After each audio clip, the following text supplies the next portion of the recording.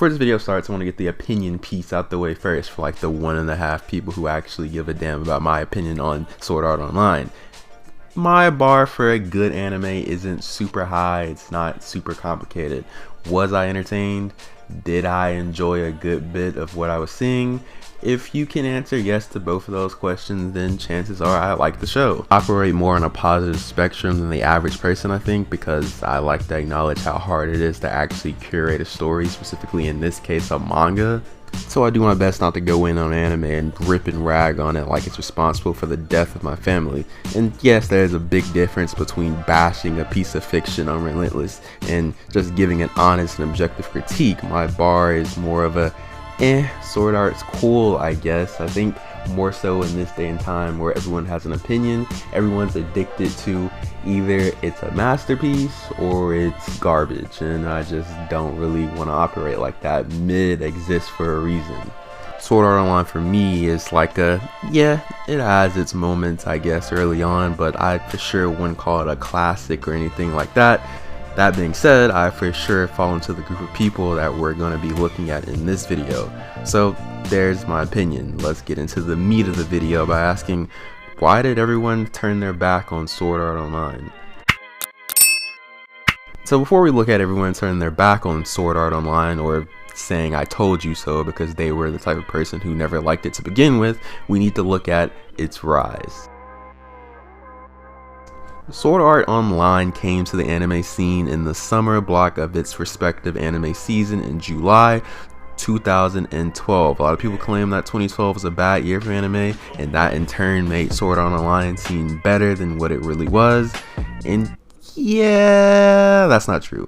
To say Sword Art Online gained the popularity it did as a result of some sort of participation reward is some real hater ass shit, I'm not gonna lie. But in case you don't believe me, here's some anime that came out in 2012. Another, High School DxD, the second season of Phase Zero, that Chibi Rock Lee spinoff, Kuroko no Basket, Psychopaths, and a little something was getting started called JoJo's Bizarre Adventure. Now, if you in your heart of hearts truly believe that that's a weak year for anime, then you're entitled to your own opinion, but I'm sure many people would disagree with you. The truth is, the premise of Sword Art Online is very easy to pitch and sell as a concept. It's existed in storytelling for God knows how long. Main character leaves the real world to enter a fantasy world, the fantasy world in this case being a video game, and it's no surprise people would be interested in that specifically. There are a lot of video game fans who are anime fans, and anime fans who are video game fans, and there are just straight up a lot of anime video games.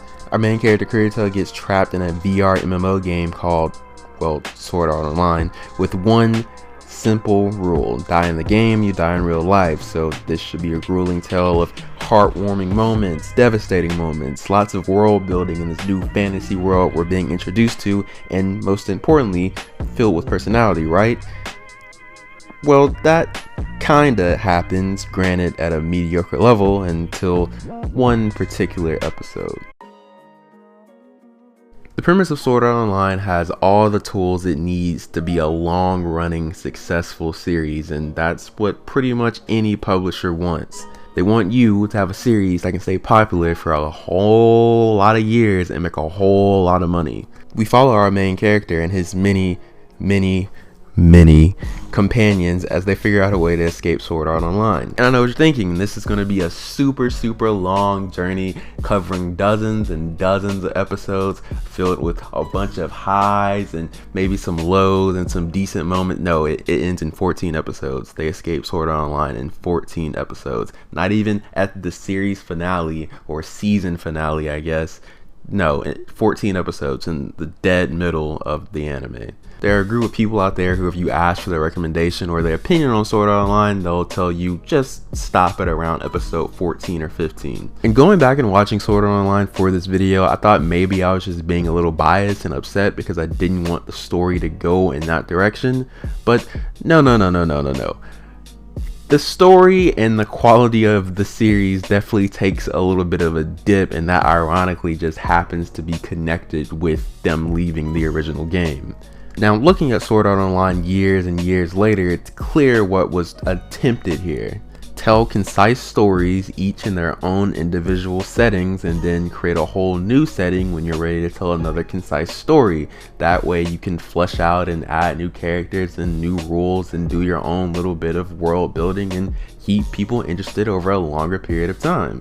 And I think whether you enjoy that about Sword Art Online or don't enjoy that about Sword Art Online, you kind of have to admit it doesn't work that well in the first season. See, going forward, anytime there's a giant setting change, it's made sure to be separated by each season, therefore making even the most casual audience viewer of the series be able to say new season equals new game. And I have to admit, it's kind of a smart idea. It lowers the chances of you having creative burnout as a writer and lower the chances of you putting yourself in a corner, because you're pretty much giving yourself free reign every 20 to about 40 episodes. But doing this game transition in the middle of a season pretty much takes away all those pros and does nothing but hurt the overall narrative. See, when episode 14 rolled around, it felt sudden and like it wasn't really supposed to happen. It felt like there was a giant hole in the story, like we were missing something. Was the main goal really just achieved in 14 episodes? That's it? That's all it took? You just created this giant world with all these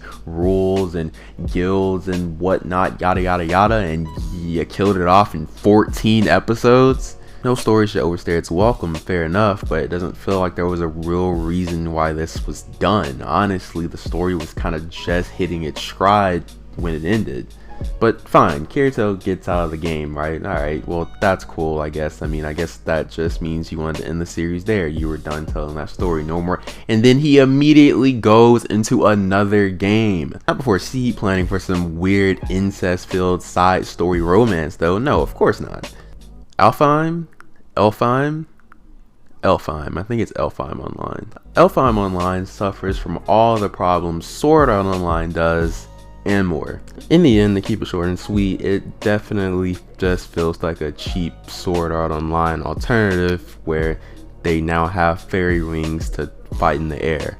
Our motivation goes from just outright escaping the game to Kirito finding his main squeeze in this game and getting her out because she's being held captive by what is one of the worst antagonists I have ever seen in my entire life. Now look, there are a lot of people now who have this idea that if someone's going to be the main antagonist of a storyline, they need to be this super empathetic person who we can understand the viewpoint of, and they need to really not even be a real antagonist but some sort of this like sympathetic anti-hero who just happens to have the opposite moral compass of our main character, and I'm not really one of those people. There's still ways to create antagonists and get antagonists over as compelling characters without making them just come across as these guys who their plans happen to fall in this moral gray area and you're like, maybe he's right. But this guy is just mean and bad and does bad things for the sake of being bad, in a way to like make us garner artificial hate for him, and I guess in turn make it more satisfying for when Kirito finally beats him. But in the end, that's like the only role he really serves, to get his ass beat by Kirito in the end. And I guess this kind of leads to the final point of the video, and probably the biggest reason why so many people turned away from this show: the characters. So the best way I can probably describe Kirito and his contemporary of characters is they don't feel all that real. Now pause. I'm not the type of person to say if a character doesn't feel real that means that they're bad, because I just don't care. That's not true. Take a character like Jotaro Kujo. There's no one on planet Earth who acts like him. The way he acts is not really like a normal human being. You can't be this calm, serious, smart aleck 24/7. Sure, that can be a part of your greater personality, but that's kind of all Jotaro has going for him. But even though Jotaro doesn't have the real feel to him, he's still a good character. Well, in some people's opinion, at least. And the reason I think that is because he has style, he has flavor. When he's on screen, I'm connected and locked in, and I'm like, yeah, wow, this is a cool ass nigga, bro. But Sword Art characters miss the mark on this too. So if they're not compelling and they're not the most entertaining, now you kind of just have chess pieces that are moving around and doing stuff in your story that no one really connects to or cares about. I mean, for God's sake, Kirito's personality pretty much comes down to, I'm overpowered and I got bitches. Like, and I wish I was kidding, but nah, that's just pretty accurate. When in fights, when in battles, Kirito's constantly just breaking the rules of the world with no explanation of why or how he can do it. He feels super powerful to the average person for seemingly no reason. It's not like he does any magical grinding or training or anything like that. And when he's not in the heat of conflict, literally what they use to pat the time is have some girl fall head over heels for him that he just magically doesn't realize, and it's just silly, man. It's just silly. Asuna's probably the best character in the show in my opinion, her being like a nice strong female lead, but there's so much time in between Asuna doing something, not doing something for an extremely long period of time, and then doing something again. It's pretty much just Kirito's stay-at-home wife for the majority of the series, and that was the decision to make, I guess. But this is all done for a very, very, very particular reason, and that brings us to the last reason why so many people turn their back on Sword Art Online.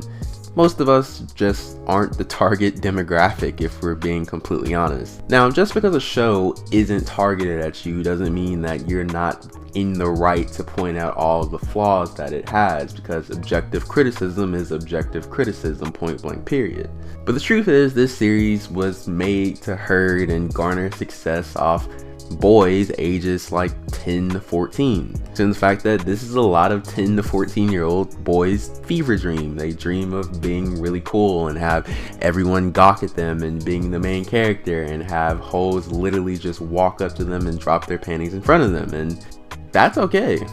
What really inspired this video was a video I did on Tokyo Ghoul saying what went wrong with it, and I considered naming this video the same thing, but in reality it didn't feel right, seeing as how much success Sword Art Online really has. I think Sword Art Online really tipped its hat off to a lot of people and got a lot of people interested, and when people really sat down and watched Sword Art Online to see what all the hubbub was about, they weren't really satisfied with the package they ended up getting and the direction the show went. Sword Art Online is a series made for kids to turn off their brain and enjoy a nice fantasy unfolding in front of their eyes. And again, that's not me trying to defend the blatant issues with Sword Art Online. It's more me saying like, yeah, we're alright. These are issues. But are you seeing the numbers that this thing is doing? There's a reason it keeps getting parts and spin-off movies and new light novel side stories. It's a powerhouse of a series. And lucky enough, we're at the point where if you're a true fan of Sword Art Online, you're keeping up with it, and if you're not, then I mean, you're not there. So I think that's the true harmony of it all, because I was getting pretty damn sick and tired of people taking shots at Sword Art Online every chance, at every turn they got. Shit's mad annoying, and that happens less now. So yeah, that's the end of the video. If you enjoyed, go ahead and leave a little like, maybe leave a little subscription, maybe leave a little comment if you have something to say. I make videos of this quality or better all the time.